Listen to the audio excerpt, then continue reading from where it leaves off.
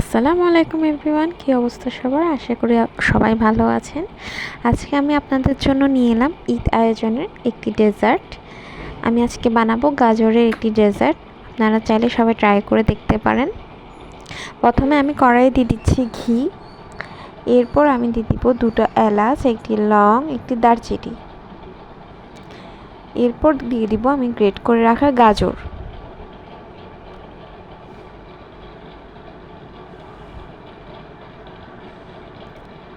এরপর আমি দিয়ে দিব সামান্য পরিমাণে লবণ। তারপর দিয়ে দিব আমি পরিমাণ মতো চিনি। আপনারা আপনাদের পছন্দ অনুযায়ী চিনিটা দিতে পারেন।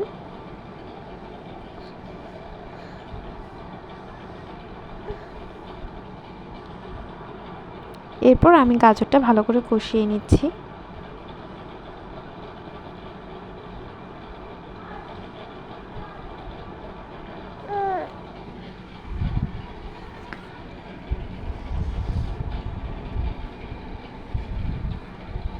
এরপর আমি কিছুক্ষণ ঢাকা দিয়ে কষাবো। 5 মিনিট পর আমি ফিরে আসছি। দেখেন আমার গাজরের থেকে পানি ছেড়ে দিয়েছে।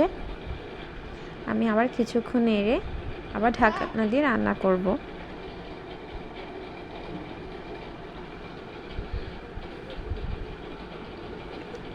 এরপর আমি 2 মিনিট পরে আবার নেড়ে দিব কিছুক্ষণ। এরপর আমি দিয়ে দিব পাউডার মিল্ক।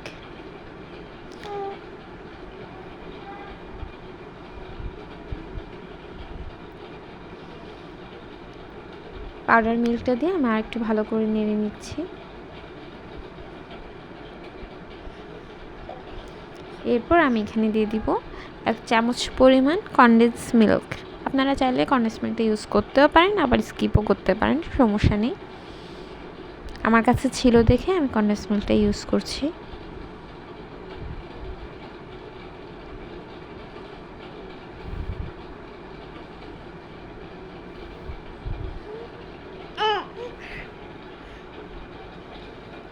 আমি ভালো করে কষিয়ে নিচ্ছি। আবার কিছুক্ষণ আমি ঢাকনা দিয়ে রান্না করে নিব। এরপর আমি একটি বাটিতে নিয়ে নিব কর্নফ্লাওয়ার। এখানে আমি 1 চামচ পরিমাণ কর্নফ্লাওয়ার নিচ্ছি।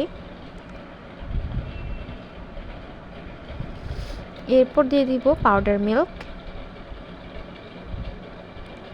এরপর আমি এখানে দিয়ে দিব কাস্টার্ড পাউডার।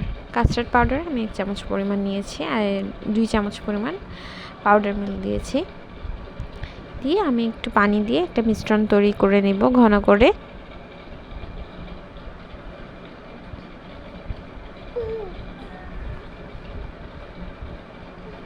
এখন আমি এই মিশ্রণটি আমার গাজরের মধ্যে ঢেলে দিব।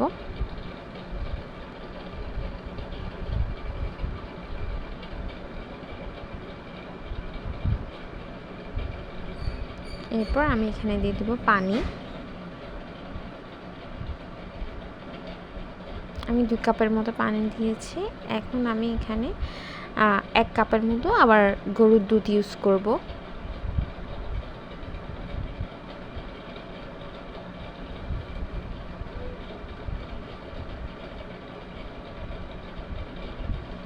আমি এখানে দিয়ে দিব 1 কাপের মতো গরুর দুধ। এরপর আমি আবার সামান্য পরিমাণে পানি দিচ্ছি। কিছুক্ষণ নেড়ে আবার ঢাকনা দিয়ে দিব।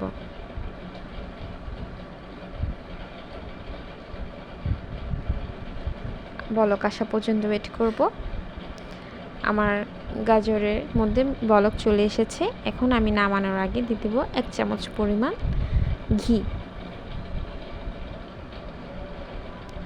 ঈদে অবশ্যই এই ডেজার্টটা ট্রাই করবেন। ঠান্ডা ঠান্ডা খেতে এটা খুবই মজা লাগে। গাজরের সেমাইও বলতে পারেন এটাকে।